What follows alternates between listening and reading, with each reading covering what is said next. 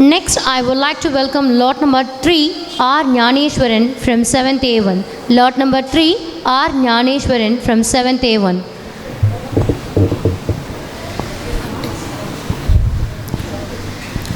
பாட்டுத்திறத்தாலே வையகத்தை பாலித்திர வைத்த எம் பாட்டுத்தலைவன் பாரதியை வணங்கி ஆண்டுகளாக ஆக வயது ஏற ஏற இளமை கூடும் பேரதிசயம் பெற்ற எம் தமிழ் அன்னையை வணங்கி அறியாமை சுருக்கி அறிவை பெருக்கி நாளைய சூரியனை போல் ஒளி வீச காத்திருக்கும் எம் இளம் காளையர்களே கன்னியர்களே உங்கள் அத்துணை பேரையும் வணங்கி பேச போகிறேன். என் தலைப்பில் இறங்கி இவ்விடுமுறை நாட்களில் நான் படித்த புத்தகத்தின் பெயர் கவிமணி தேசிய விநாயக பிள்ளையின் இலக்கிய படைப்புகள் பன்முக சாதனைகள்.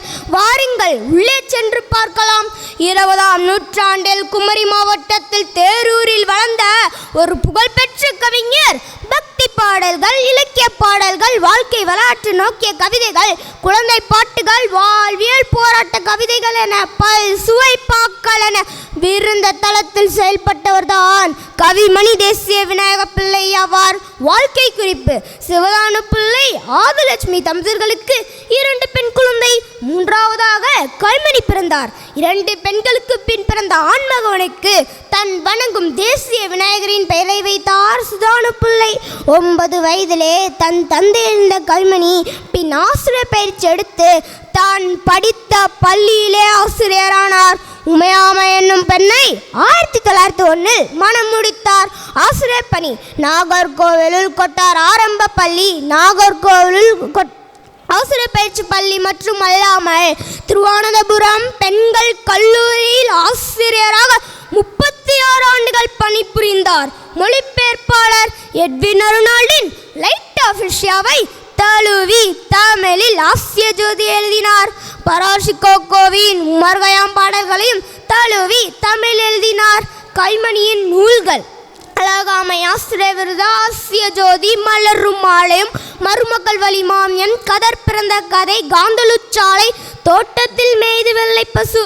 இதில் நான் பாட இருப்பதோ: தோட்டத்தில் மேய்து வெள்ளை பசு, தோட்டத்தில் மேய்து வெள்ளை பசு, அங்கே துள்ளி குதித்தது கன்றுக்குட்டி, அம்மா எங்குது வெள்ளை பசு, உடன் அண்டையில் ஓடுது கன்றுக்குட்டி, நாவால் நக்குது வெள்ளை பசு, பாலை நன்றாய் குடித்தது கன்றுக்குட்டி, முத்தம் கொடுத்தது வெள்ளை பசு, மாட்டி முட்டி குடித்தது கன்றுக்குட்டி.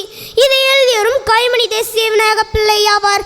விருதுகள்: 1940 சென்னை பச்சையப்பன் கல்லூரியில் தமிழ்வேல் உமா மகேஸ்வரன் பிள்ளை கவிமணி என்ற பட்டம் வழங்கப்பட்டது. 1943 அண்ணாமலை அரசர் ஆத்தங்கூடில் பொன்னாடை பொருத்தி கௌரவித்தார். பெரும் பொருள் வழங்க முன் வந்த போது அதை வாங்க மறுத்துவிட்டார். இறப்பு: 1954 கவிமணிக்கு தேரூரில் நினைவு நிலையம் அமைக்கப்பட்டது. அக்டோபர் 2005 கவிமணியின் தலையை வெளியிட்டு இந்திய அரசாங்கம் சிறப்பித்தது. ஆஹா, இவ்வளவு பரிசுகள் வென்றிருக்கிறாரே, இவரை போல் நாமும் பெற வேண்டும் என்று கூறி என் முட்டுரைக்கு செல்கிறேன். தேன் என்றால் இனிக்கும், பூ என்றால் மணக்கும், சூரியன் உதிக்கும் திசையெல்லாம் தமிழ் மணக்கும், தமிழ் மட்டுமே சிலர்க்கும், என் மூச்சு உள்ளவரை தமிழன் மூச்சா இருக்கும், வாப்பிற்கெனக்கம் வருகிறேன், வணக்கம்.